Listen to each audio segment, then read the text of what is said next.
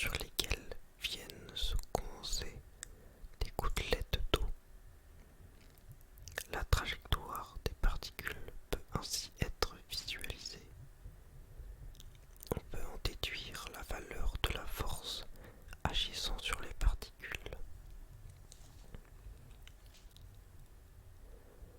En mesurant les forces auxquelles sont soumises différentes charges à différentes vitesses, on obtient la relation qui lie force, charge et vitesse.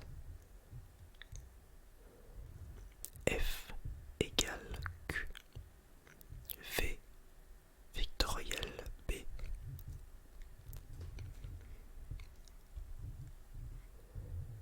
Ainsi, la force exercée par un champ magnétique sur une charge en mouvement est proportionnelle à la charge électrique, à la vitesse de la charge et au sinus de l'angle que font entre elles les directions de la vitesse de la particule et de l'induction magnétique.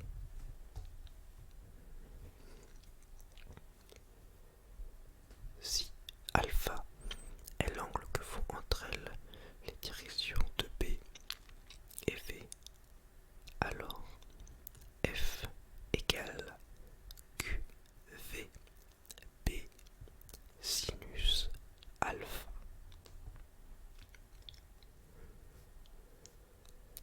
La force est maximum pour alpha égale pi sur 2 et vaut QV B.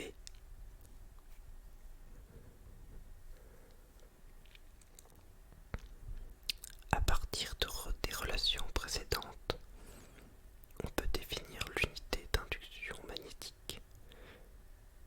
Dans le système MKSA, c'est le Tesla, ou Newton Coulomb -1, mètre seconde -1, ou kilogramme ampère -1, seconde -2. La force F égale QV vectoriel B est perpendiculaire à la vitesse de la particule. Donc, elle ne travaille pas. Elle ne produit aucune variation d'énergie cinétique de la particule.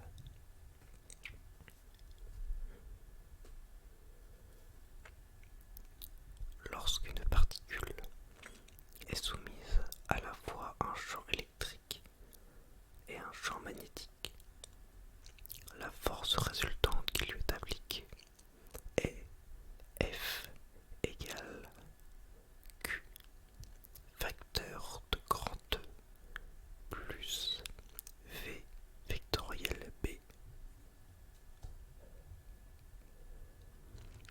Cette force est appelée force de Lorentz.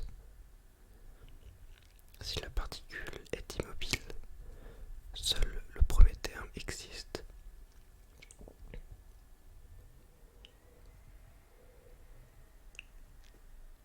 On va maintenant parler de l'effet Hall.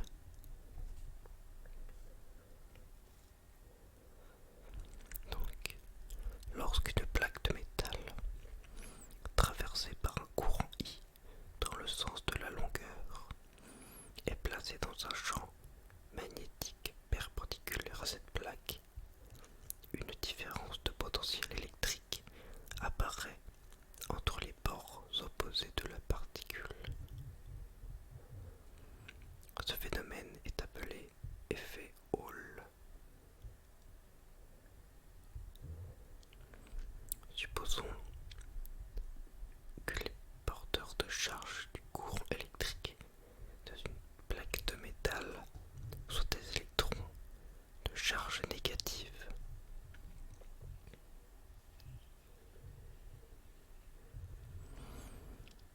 Plaçons la plaque dans un repère orthogonal l'axe Y a été placé parallèlement au courant I.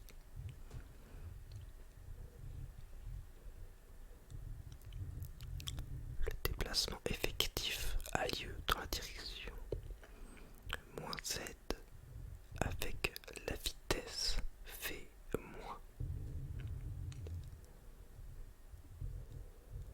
Quand le champ B est appliqué perpendiculairement à la plaque, c'est-à-dire suivant l'axe X, les électrons sont soumis à la force F égale -E V moins vectoriel B. Le produit vectoriel V moins vectoriel B est dirigé suivant -Y, mais le résultat, sa multiplication par -e, est un vecteur F dirigé suivant l'axe plus Y.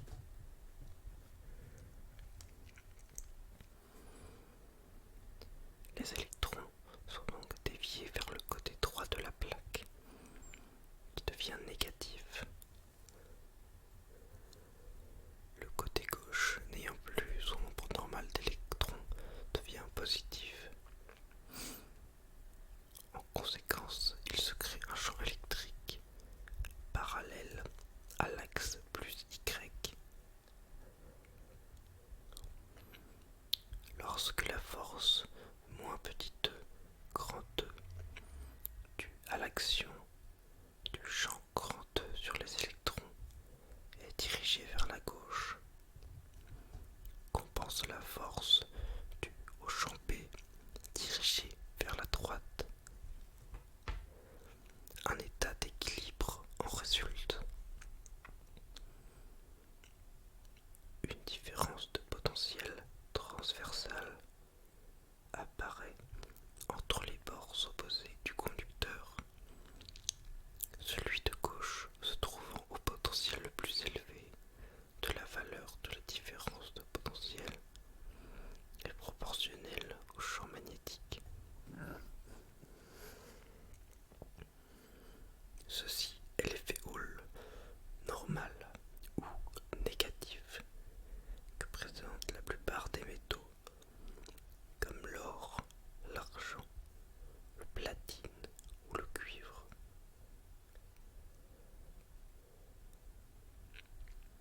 Mais certains métaux comme le cobalt, le zinc ou le fer et d'autres matériaux semi-conducteurs se produit un effet Hall opposé ou positif.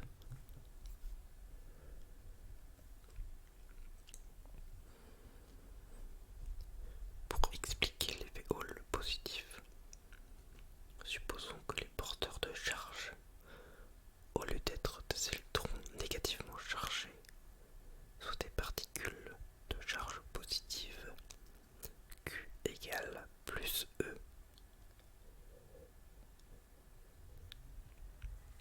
Elles doivent alors se déplacer dans le même sens que le courant, de telle sorte que leur vitesse V soit dirigée suivant l'axe plus Z.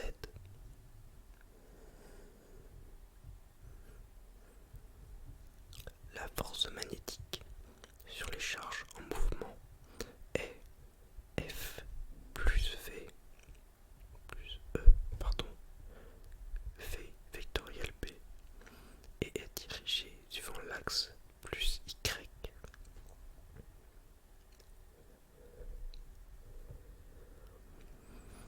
Mais comme les charges sont positives, c'est le côté droit de la plaque qui devient chargé positivement et le côté gauche négativement, avec production d'un champ électrique transverse suivant la direction -Y. La différence de potentiel est donc de signe opposé à celle produite dans le cas des porteurs négatifs.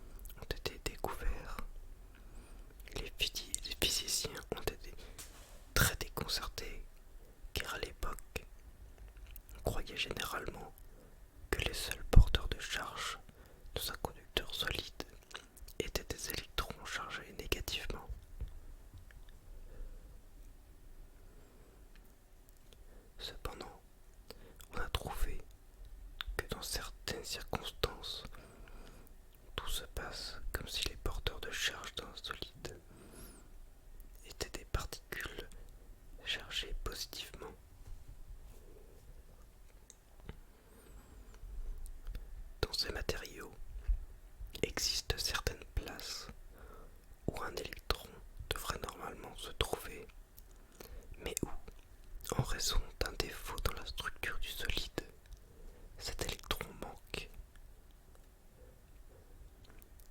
En d'autres termes, on dit qu'il y a un trou.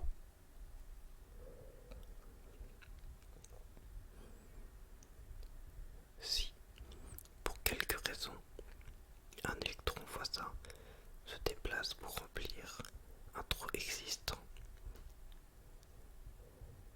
cet électron produit, de toute évidence, un trou à sa position initiale.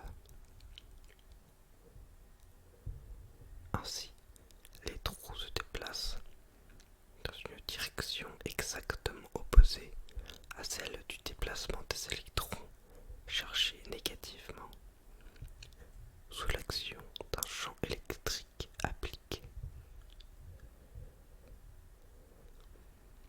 On peut dire que les trous se comportent très exactement comme des particules positives.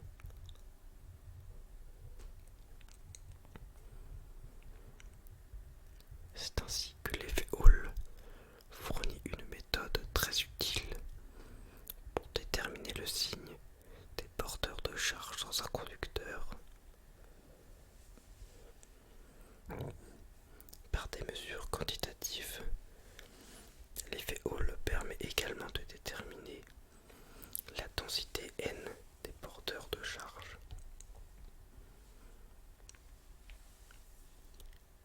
À l'équilibre, la force magnétique équilibre la force due au champ grand E.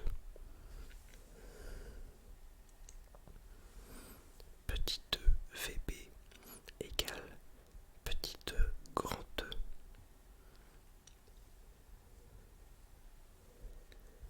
Entre les deux bords du ruban conducteur apparaît la tension de Hall. VH égale grand E grand L. Le courant I vaut N petit e V grand L petit l.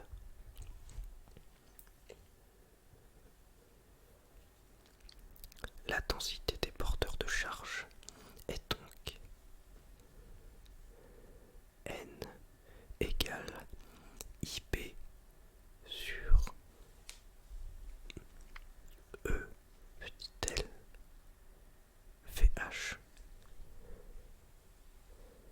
En mesurant I, B, petit l et VH,